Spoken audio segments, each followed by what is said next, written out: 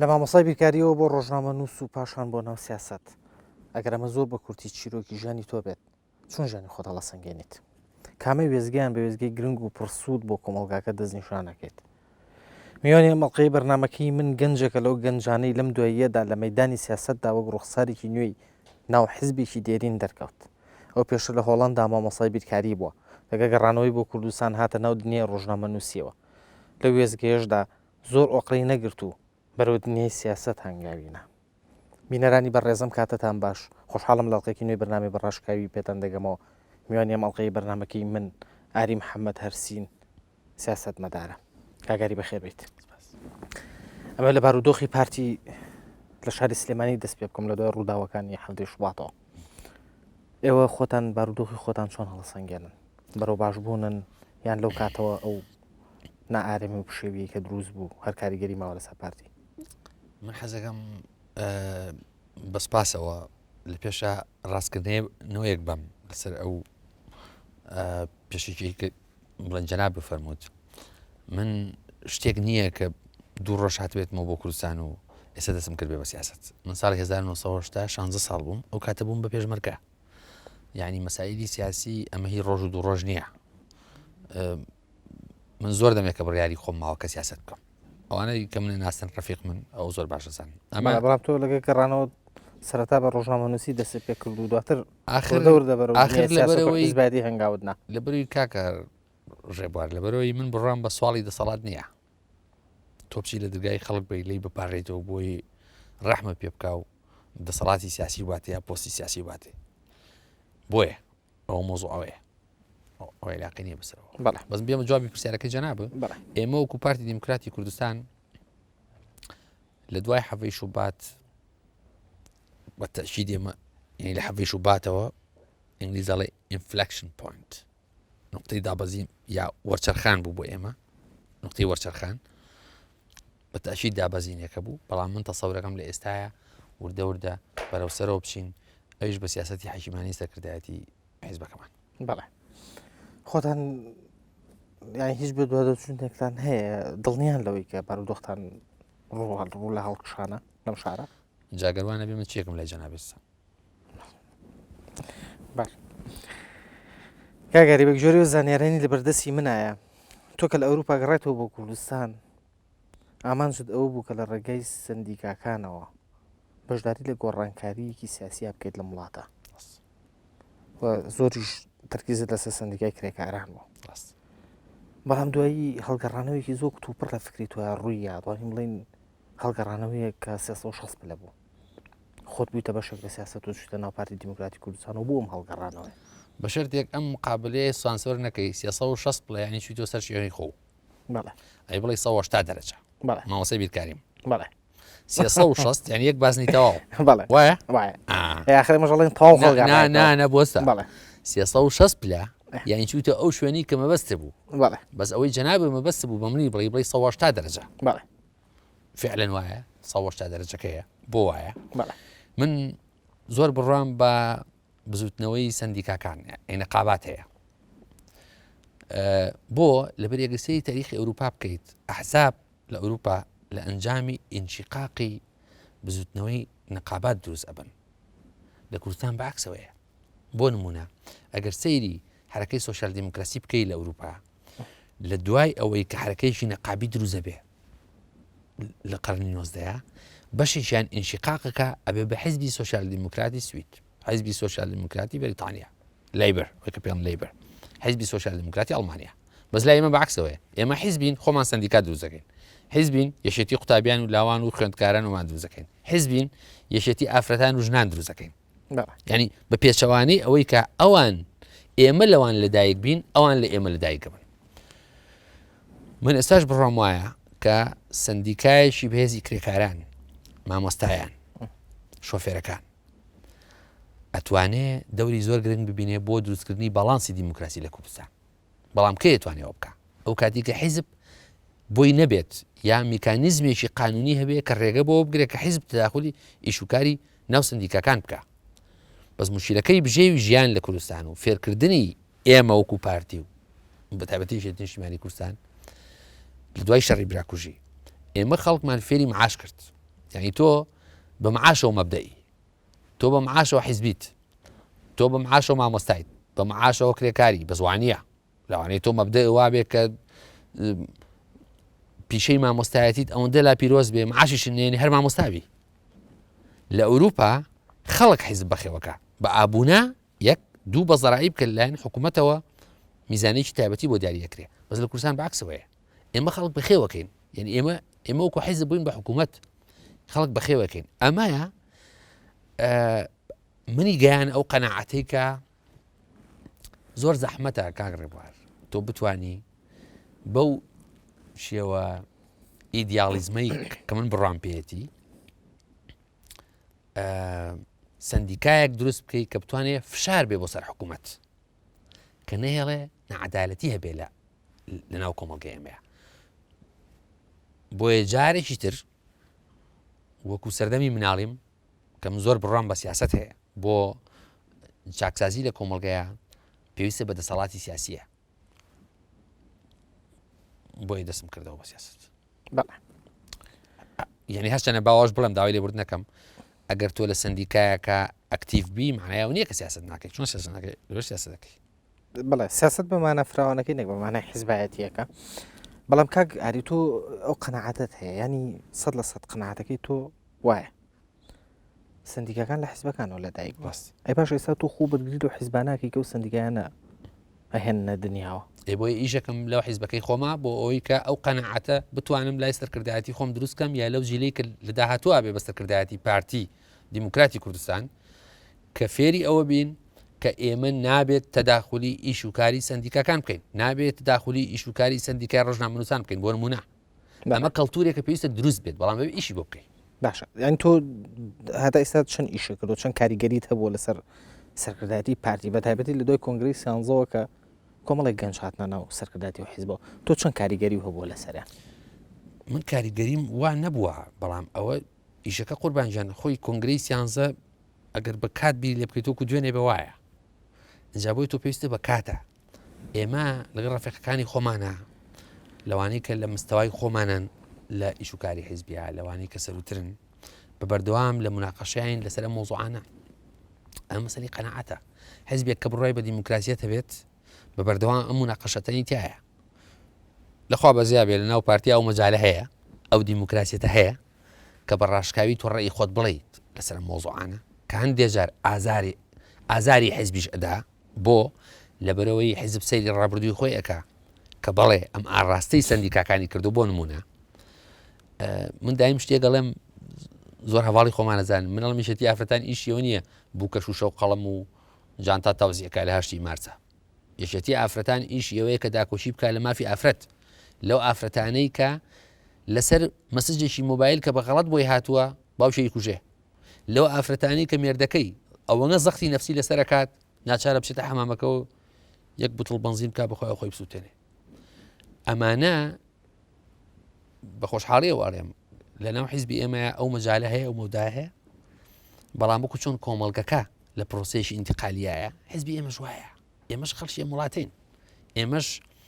زادەی ئەم وڵاتین، لەدایکبووی ئەم وڵاتین، سایکۆلۆژیمان بەشێکە لە سایکۆلۆژی کۆمەڵگەی کوردستان، بۆیە پێویستمان بەکاتە بۆی کە بکەینە هەنێ قەناعەت کە بیکەین بە بڕیاری سیاسی. لە دوای هاتنەوەی تۆ لە ئەوروپا کە گەڕێتەوە بۆ کوردستان بوویتە بەرپرسی نووسنگەی ڕۆژنامەی ئاوێن لە شاری هەولێر. ئێستا تۆ تۆمەتبارەکری بەوەی کە تۆ ڕۆژنامەی ئاوێنت بەکارهێناوەکو پەیژەیەک تا لە ڕێوە ناوبانگ دەرکەی سیاسەکان بوو ناسن و خۆ نزیک کردو لە بەرپرسەکانی ئەم وڵاتە بە تایبەتی بەرپرسانی پارتی دیموکراتی کوردستان و بوو 2000 ئەنجامەکەیمان بینی و تۆ چیتە ناو پارتیەوە. کێ تۆمەتبارمەکە کاک ڕێبوار؟ کێ؟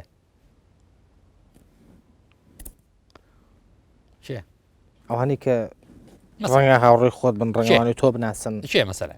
یەکێکتەوە کۆمەڵێک ڕۆژنامە نووس من ناتوانم لێرە ناو بێنم کاگاری بەس ناومێنە جابە من عەرزی جەناب بکەم. من کوڕیشی محەممەد یارسینم کاک ڕێبوار، من والی 64م. باوکم یەکێکە لە دامەزرێنانی ئاژانسی پاراستنی هەرێمی کوردستان ساڵی 66 چۆ بۆ ئیسرائیل. ئێمە بە ئایلەوی نزیک بووین لە ماڵی بارزان. جەنابی کاک ئیدریسی ڕەحمەتی زۆر برادەری باوکم بووە. جەنابی سەرۆک بارزانانی هەروەتر من بە مناڵی لە خزمەت مەجالیسی جەنابی مەلا مستەفایە بوو هەموو ئەوانەی کە لە با بڵێن کە پێڵەن قیادەی کلاسیشی شۆڕشی ئەیلول وەکو کاک مەحسین زەی وەکو کاک دکتۆر مەحموود وەکو کاک حەمای عەزیز وەکو خواعافیکە شەید فەتاح ئەمانە هەتا لە دوای ساڵی هەفتا مەجالیسی وەکو ماڵی ڕەحمەتی برای مەحمەد ئەمانە تێکەڵ بووین یعنی من پێویستم بەوە نەبووە من پێویستم بە ئەوێنە نەبووە بۆی خۆم نزیکەمەوە لە ماڵی بارزان یا لە سەرکردایەتی پارتی دیموکراتی کوردستان خۆ پێشتر نزیک بوویتیانەوە ینی من عرضم کردی ئەمە تاریخی ماڵی ئێمەیە من باوکم هەموو پلەکانی لە ساڵی 65ەوە بۆ ئەندامی سەرکردایەتی هی ئەو سای پارتی دیموکراتی کوردستان دوای ئینشقاقی 64 هەتا یەکێک لە قوتبەکانی پاراستن کە مشانازی پێواکەم هەتا بەرپرسی لقی 4 لە 64 بۆ 69 بە دوو وەجبە هەتا یەکەم بەرپرسی لقی سەی کەرکووک لە دوای ڕێکەوتنامەی 11 ئازار هەتا سکرتێری مەلا مستەفا هەتا ئەندامی لیژنەی تەنسیق لەگەڵ حکوومەتی عێراق بۆ هەموارکردنەوەی ڕێکەوتنامەی 11 ئازار هەتا بەرپرسی یەکەمی مالی هەموو شۆڕشی ئەیلول هەتا ئامەهێزی کاروخ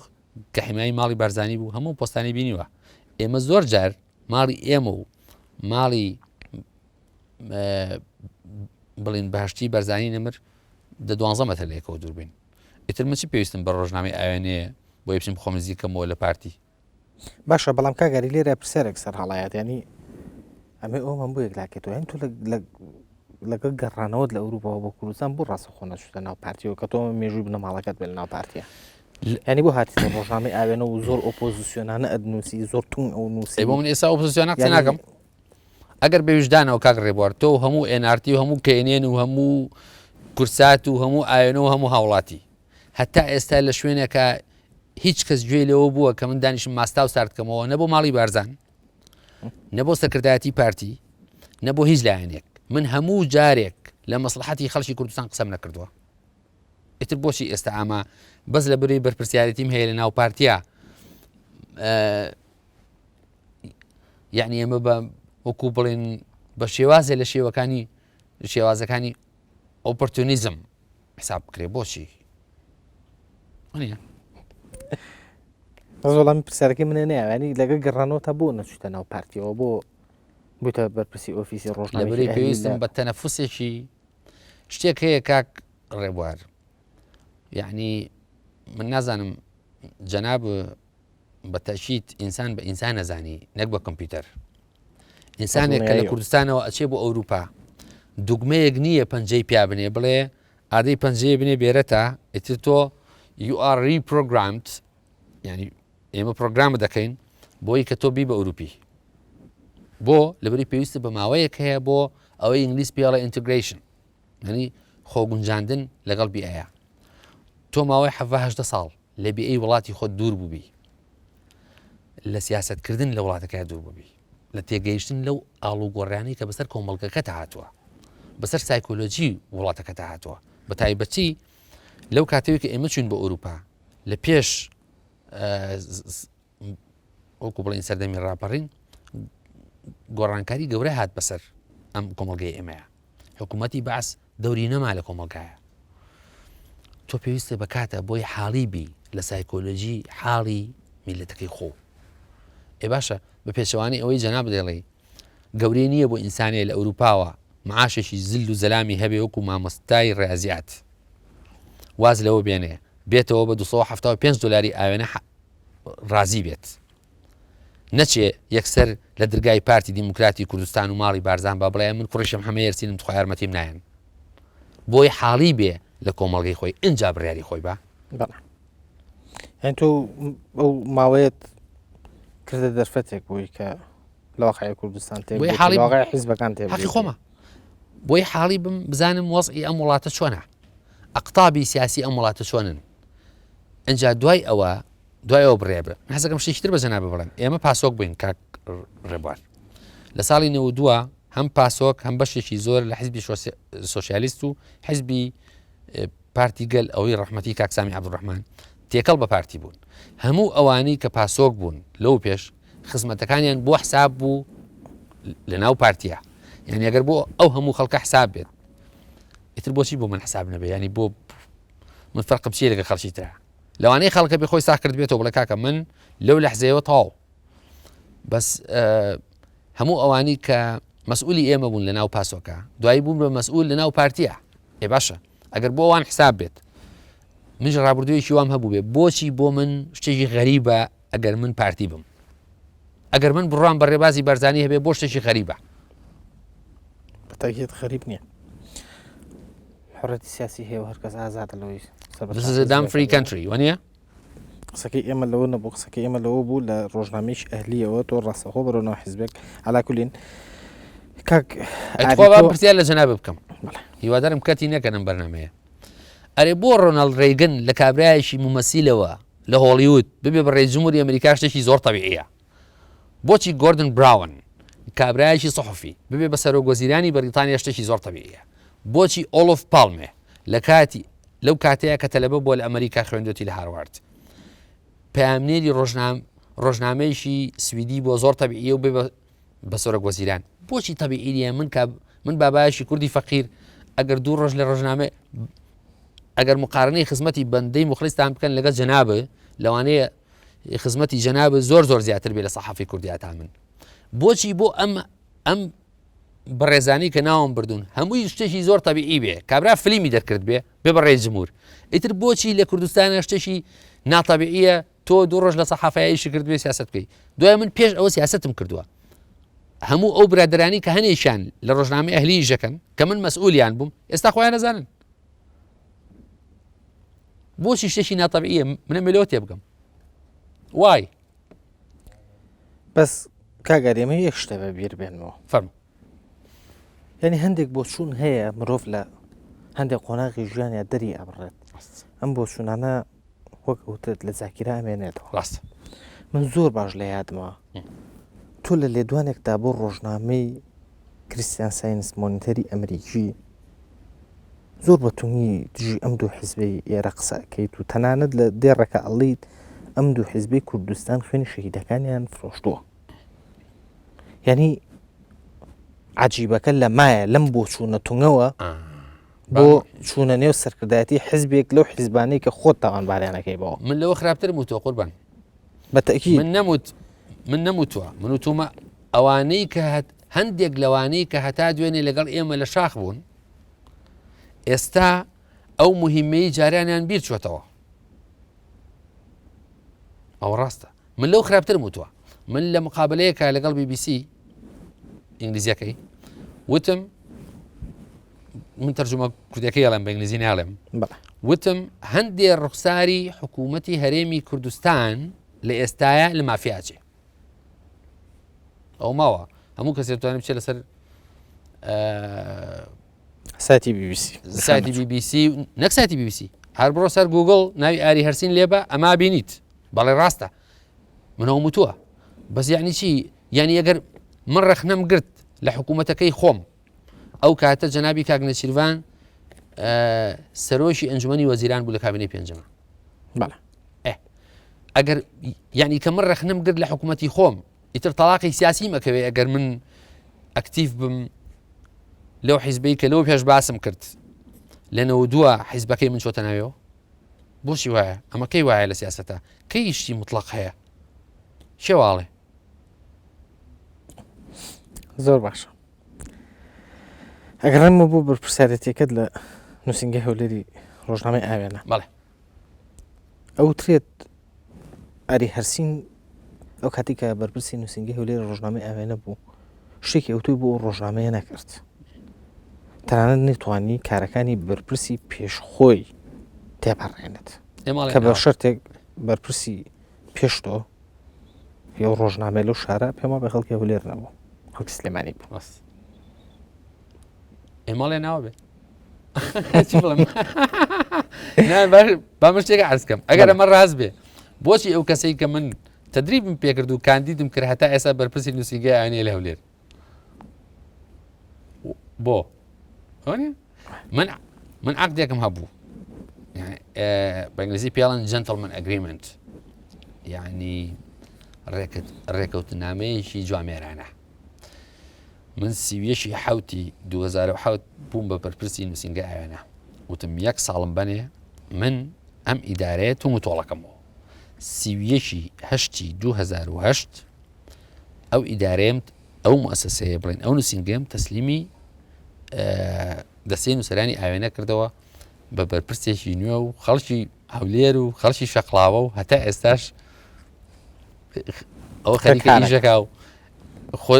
من تەشیدم لەوانەیە من فاشیل بووم، بەس لەخوا بەزیابێ ئەوەی کە من دیاریم کرد ئەو دیارە ئەو فاشیل نەبووە، ژینا فاشیل بووە لایەنە بردوونیە دڵنیاییەوە طبعا. باشە هەر لەو دەوروبەرەی ڕۆژنامەی ئەهلی ئامێنمەوە،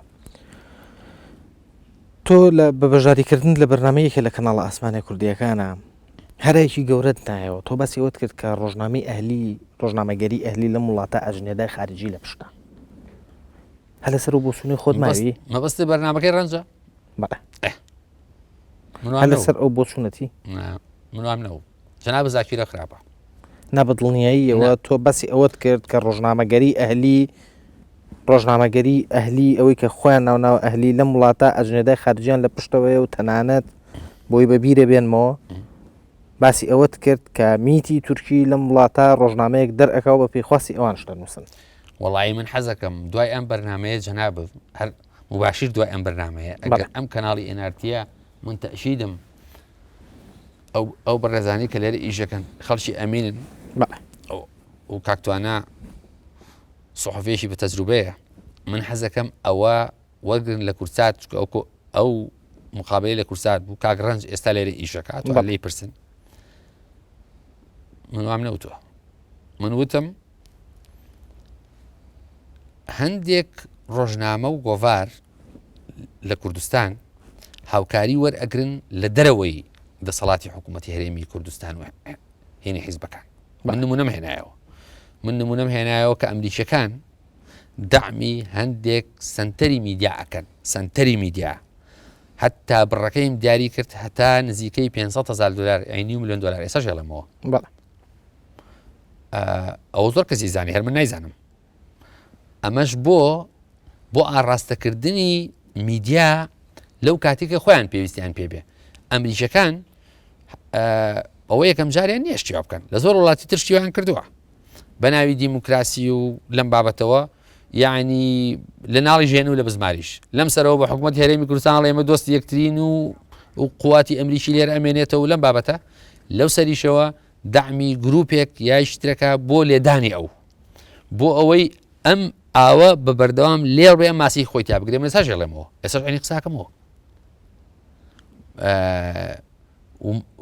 و من حەزەکەم یعنی لە حکوومەتی هەرێمی کوردستان پرسن، لایەنە پەیوەندیدارەکان پرسن، لە کابینەی پێنجی کاک نەچیروان پرسن، حتا لە کابینەکەی بەڕێز کاکتۆر بەرهەم پرسن. چەند جار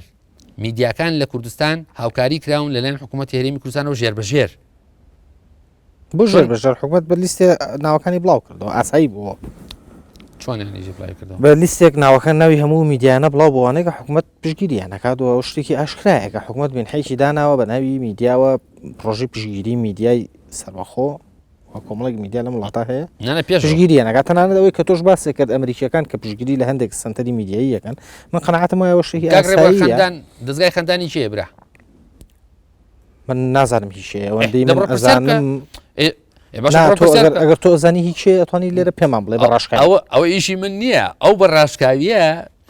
واجبی بە دوواداچوونی جەنابتانە. دەستگای خەندانی چییە؟ بۆ نمونە ڕووداو لە هەولێر هیچ شەیە، من ناڵم هیچ شەیە، منە باوا بڕین، من نەزانم هیچ شەیە، بەس چێ دامیەکە ئەخۆ لە ئاسمانە و پارابارێ وەکو باران. باشە تۆ بەستەوەی بڵێ حکوومەت داعمێکات دیان بەرپرسێکی دیاریکەوە ناڵێم کاشی من ئەڵێم تۆ موسسەیەکی ئێستا ئەم موسسەی ئێوە NRT لەو بوتڵاوە بچووکانی کە هەن بۆ خەڵکی ئاوەخواتەوە مەسرەفە هەتا مەعاشی جەنابە وایە باشە معقولە ڕۆژنامەیەکی زل و زەلام ئەم هەموو مەسرەفەی هەیە ڕۆژانە و مانگانە و هەفتانە و ئەمانە معاشی هەیە فڵانی هەیە لە کارگوزارێکەوە هەتا مدیری مؤسسەکە و سەرنووسەر و ئەمانە. ئێمە ئەمەلی شوێت ئەگەر تۆ ساڵانە لە ڕۆژنامەکەی خۆتە لە گۆڤارەکەی خۆتا بڵاویکەی تۆ بڵە کاشی خۆم ئەو مەسروفاتی منە ئەمە ئەمە داهاتی منەوە جایە بەڵام تۆ ئەمە نەکەیت وهمی بێت ئەم درامەتەی تۆکە بۆ دێت ئێوە نییە؟ ئێ بۆیە من حەقی خۆمە بڵم کاکە بڵێ وایە چۆن کاتە من ڕازەکەم ئاخە چۆن وایە ئێمە وتمان ئاساییە ئەگەر حکوومەت پشگیری هەندێک میدیا بکە یان تەنانەت ئەمریکاییەکان پشگیری هەندێک سنتەری میدیا بکەن لە وڵاتە لەگەڵ برەودان بە ڕاگەاندنێکە بە جورئەتەوە بێوە قسە بکە کاک ڕێبوار لەگەڵ ڕێز و خۆشەویستین بۆ قسەکەی جەنابێ ئاسایی نییە لە وڵاتێکە حکوومەت پشتیوانی بکات لە میدیایە ئەزانی بۆ چکەشت بەرامبەرە ئەگەر حکوومەت هات بەم NRTA وتی من ماگانە بۆ نمونە 500,000 دلار دێمێ یا ئەبێ بە قانونی ئێمە ڕێکخرابێ و دوایی شەرتی لەسەر فەرز نەکات یعنی بە جەنابێ بڵێ کاک ڕێبوار کە ئاری و بانکرد نابێ و پرسیارانی لێ بکەی ئەمە وەنیە ئەمە یەک دوو یان ئەبێت بە مەبەستێک بێ قسەی ئێمە لەسەر کوردستانە ئەمەش باسی کوردستانەکەم بەڵێ لە ئەوروپا کاکەی لەو وڵاتانی کە زۆر دیموکراتی قابلە کوردستان لە سوید دیموکراتیزر بێ لە سوید لە هۆڵەندا لە ئەڵمانیا شتی وان نییە ئەمەی کە حکوومەت بێت هاوکاری ماگانی ڕۆژنامەیەکی ئەهلی بکە لە حاڵەتێکە کە ئەزمەیەشی ئابووری دروست بێ وەکوی ئەوەی ساڵی ڕابردوو بەڵێ وایە بۆ ئەویش نەک لە بەخاتی چاوی ڕۆژنامەکە لەبەر پاراستنی حورمەتی فەخری قەومی یعنی بەریتانیاڵێ گاردیان دابخرێت وەکو حیام چێوایە منەوە قوبوڵ ناکەم بۆیە پشتیوانیشی مالی گاردیانەکەم نەک لە بەرخاتری چاوی میدیای ئەهلی هی بەریتانیا لەبەر حورمەتی قەومی خۆم چونکە ئەمە بەناوبانگە یەکێکە لە فەخری سەناعەتی بەریتانی بەڵێ زۆر باش یا نیویۆرک تایمز یا شتێشتر کاگەری زۆر جاپاس لە مەسەلەی تیرۆکردنی باوکی تۆ ئەکرێت وە لێرە و لیۆژ ئەوترێت کە حیزبەکەی خۆی تاوانبارەکرێت بۆ ئەمە یەکەم لێت بپرسم ئەمە تا چەند ڕاستە و دووەم تۆ کە ڕۆژی تۆ ناو پارتی چۆن تۆی قایل کرد کە بچی تۆ ناو پارتی بەڵام حەزەکەم وەڵامەکەت هەڵگری بۆ دایم ناوڕێک ناوڕێکی کورد و ئەگەڕێن وڵاتە